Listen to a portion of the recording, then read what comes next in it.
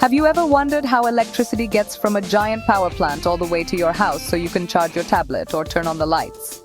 It's a huge journey, and one of the most important stops along the way is a place called a substation. You might have seen one before. They are usually fenced-off areas with lots of big metal structures, wires, and machines that hum and buzz. These substations are like the busy traffic control centers for electricity. They are a super important part of the electrical grid, which is the giant network that connects power plants to all of our homes, schools, and businesses. Without substations, the power couldn't get where it needs to go. Think of electricity traveling on a highway. When it leaves the power plant, it's moving at a very high speed, or what we call high voltage. This high voltage is great for traveling long distances, just like a car goes fast on a freeway. But you can't drive at freeway speeds on your own street. Before that electricity can safely enter your home, its voltage needs to be lowered to a much safer level. This is the main job of a substation. It acts like an off-ramp and a traffic light, taking the high-voltage electricity and changing it to a lower voltage that is safe for our neighborhoods and all the things we plug into the wall. It's a critical step in the process. Substations do more than just change the voltage. They are also like the brain of the local power grid, constantly monitoring and directing the flow of electricity. They can switch power from one path to another, a bit like a train dispatcher changing tracks. This is really useful if there's a problem like a storm that knocks down a power line. The substation can reroute the electricity around the damaged area to keep the power on for as many people as possible. They are filled with special equipment designed to protect the grid and ensure that the flow of power is steady and reliable for everyone who depends on it every single day. So the next time you see one of those fenced-in areas with all the impressive-looking equipment, you'll know what it is. It's not just a collection of metal and wires, it's a hard-working substation. It's a vital link in the chain that brings electricity to us, making sure it's at the right voltage and flowing smoothly and safely. These hubs are working 24 hours a day, 7 days a week to manage the incredible power that fuels our modern world. They are the unsung heroes of our electrical system, quietly doing their job to keep everything running just the way it should be for all of us. Imagine your family car. To make sure it runs well and is safe to drive, your parents take it to a mechanic for regular checkups. The mechanic checks the engine, the brakes, and the tires to find any small problems before they become big, dangerous ones. Apparatus testing in a substation is exactly like that, but for the electrical equipment.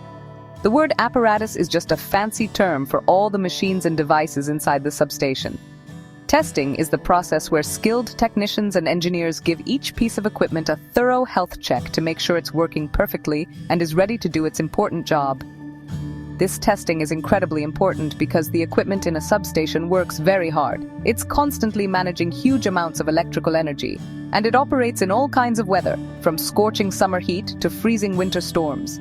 Over time, parts can wear out, connections can become loose, or insulation can break down. Just like a tiny crack in a car's tire can lead to a flat, a small issue in a piece of substation equipment can lead to a big problem, like a power outage that affects thousands of people. Regular testing helps us find and fix these tiny issues early on. Apparatus testing is all about being proactive rather than reactive. Instead of waiting for something to break and cause a blackout, engineers use special tools to look inside the equipment and measure how well it's performing. They are like detectives looking for clues that might signal a future problem. These tests can tell them if the oil inside a transformer is still clean, if a switch can open and close fast enough, or if the insulation is strong enough to prevent electricity from escaping. By catching these things early, they can schedule repairs at a convenient time, preventing unexpected failures and keeping the power flowing reliably. Ultimately, apparatus testing is a promise of safety and reliability. It ensures that the substation can handle its job of managing our electricity without any surprises. It's a critical part of maintaining our entire power grid. When the equipment is healthy and working correctly, the substation can safely manage voltage, protect the grid from faults, and keep delivering the power we need for our daily lives. These checkups are essential for keeping our electrical system strong, stable, and ready to power our communities day in and day out, ensuring our world stays bright and connected. Inside a substation, There are several key pieces of equipment that get the most attention during apparatus testing. The biggest and often most important are the power transformers. You can think of a transformer as the main voltage changer. It's a huge metal box, often filled with special oil to keep it cool, that takes the super high voltage electricity from the main power lines and steps it down to a lower voltage. Testers will take samples of that oil to see if it's still clean and effective. They also run electrical tests to make sure the internal wires, called windings, are in perfect condition and that the transformer isn't losing any energy. Another star of the show is the circuit breaker. A circuit breaker in a substation is like a giant, super-fast safety switch. Its job is to protect the grid. If something goes wrong, like a lightning strike or a fallen tree on a power line, the circuit breaker instantly trips and stops the flow of electricity to prevent damage to other equipment. During testing, engineers will measure how fast the breaker can open and close. It has to happen in the blink of an eye. They also check the mechanisms that operate it and ensure its internal parts are clean and ready to act at a moment's notice to keep the grid safe. Of course, we also have to test the switches. While circuit breakers are for emergencies, switches are used for routine operations, like redirecting power or isolating a piece of equipment for maintenance. They are like the light switches in your home, but on a much, much bigger scale. Technicians will test these switches to make sure their metal contacts are clean and make a solid connection when they are closed. A poor connection can cause the switch to get very hot and waste energy, so ensuring they work smoothly is very important for the substation's overall health and efficiency. They need to open and close reliably every time. Finally, there is a whole system of protective relays. These are the brains of the substation's safety system. Relays are smart devices that are constantly monitoring the flow of electricity. They are programmed to detect problems, like too much current, and they are the ones that tell the circuit breaker to trip. Testing these relays is extremely important. Engineers use special equipment to simulate a problem, sending a signal to the relay to make sure it sees the fault and sends the command to the circuit breaker at the correct time. It's like a fire drill for the substation's safety system.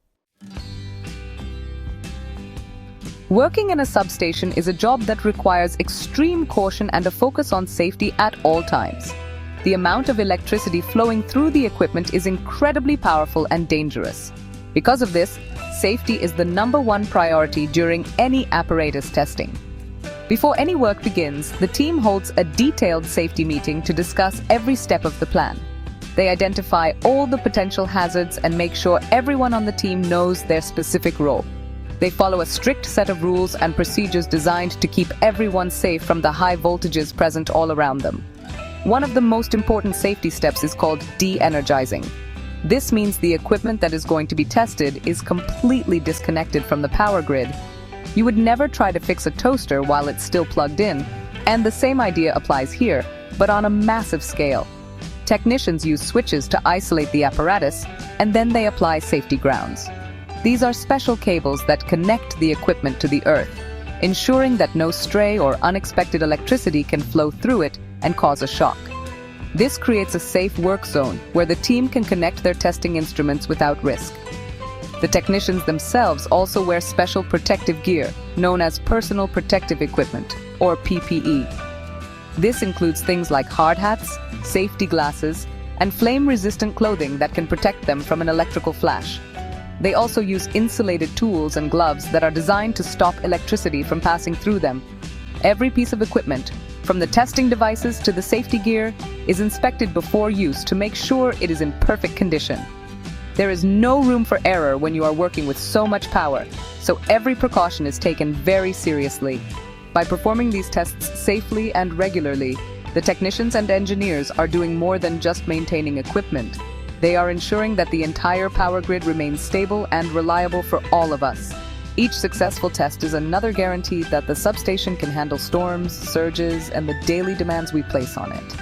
This careful, behind-the-scenes work prevents widespread blackouts and keeps electricity flowing safely to our homes, hospitals, and schools. So, the next time you flip a switch and the light comes on, you can thank the dedicated crews who work safely to test our substations and keep our world powered.